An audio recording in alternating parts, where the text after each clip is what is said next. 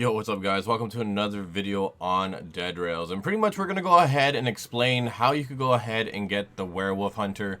I already know how to do it. I was just prolonging it because I wanted to make a video on it because there's a lot of people that are struggling with this. But let's go ahead and get started. And pretty much you could go ahead and go with any class. I would say if you want to get a horse right off the bat, go with cowboy. But you are going to need horses in order to actually get the werewolf one done. So one of the main things you're definitely going to need is going to be a horse. And the reason for this is because werewolves are going to be way more quicker than you guys are. So definitely try to find horses right off the bat if possible. And especially if you like to camp in the train, that's definitely not going to be the most ideal thing for you to do. What I've found, or what I've seen other people do, is pretty much whenever there's a full moon, you have to be outside of the train, be on a horse because it won't be able to catch you, and just shoot it with a rifle. You could use any gun, but I think the most effective way would potentially be a rifle, and I'll give you guys an example on the next full moon. Alright, and we have our full moon right now, so unfortunately we don't exactly have a rifle, but we do have a handgun. So pretty much this is what we're gonna do. We're gonna find a wolf, and we're gonna try to get him to follow us very close behind us, and after that we're just gonna go ahead and shoot him in the head. I kind of want to make sure I don't get the whole pack over there. But let's go ahead and start shooting. Make sure to aim for his head as well because it does more damage. And if you feel like you're not doing any damage, let him get a little closer and just whack him. And that's the first kill of the day. Another quick way to go ahead and get your wolf kills is by going to the castle. And since you do have kind of a mixture of vampires as well as wolves, it might be a little bit challenging if you're by yourself. But pretty much if you do have a horse, it'll be a little bit more easier. Let's see if we could go ahead and bait some of these guys out. We'll just wait here until something spawns. Oh, there's something I didn't want to spawn. Alright, where are the wolves at? Where are the wolves at? Have they not spawned in yet? Guess not. There's one. Let's go ahead and ride. Looks like he's gonna get stuck at the door. But yeah, pretty much this is another way you could go ahead and kind of complete the requirements for that challenge. So pretty much after you massacre all of the werewolves in there, you're gonna have about a total of like about 10, potentially 15, depending on how lucky you are.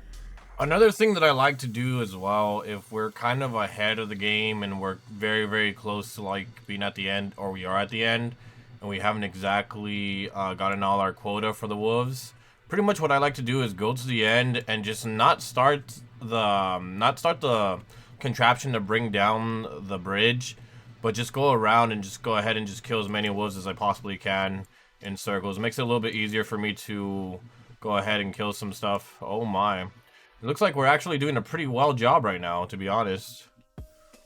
And there's a flying wolf. Yep, there you go. Alright, and so we're still going ahead and knocking them out, so definitely we are pretty close to it from my understanding. I think we need like maybe 10 more and we're done.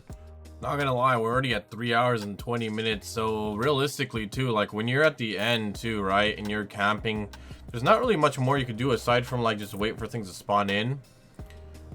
But to be honest, like 100% honest for you guys, you have to get very lucky with the knights.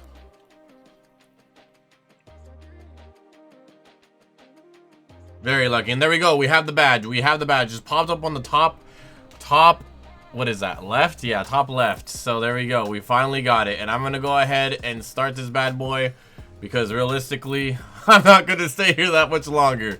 Oh my God. 3 hours, 22 minutes. And yeah. So pretty much let's go ahead and go over what we just talked about so you guys have an understanding. Obviously, I have my hat off. I'll put it back on. Ta-da! Anyways. Moral of the story, right? Is that when you want to go ahead and do this, you have to go ahead and decide what class you want. Obviously, we came in with a high roller, we came in with a vampire, we came with someone that didn't have anything, and I came in as a cowboy. The reason I chose cowboy is because I wanted to get a horse right off the bat, so in case if I did find wolves in the wild, I'd be able to run them around. So that's one of the main things for sure that I would just touch up on more. Like, make sure, even if you're not a cowboy, as long as you have a horse, the wolves won't be able to catch you at all.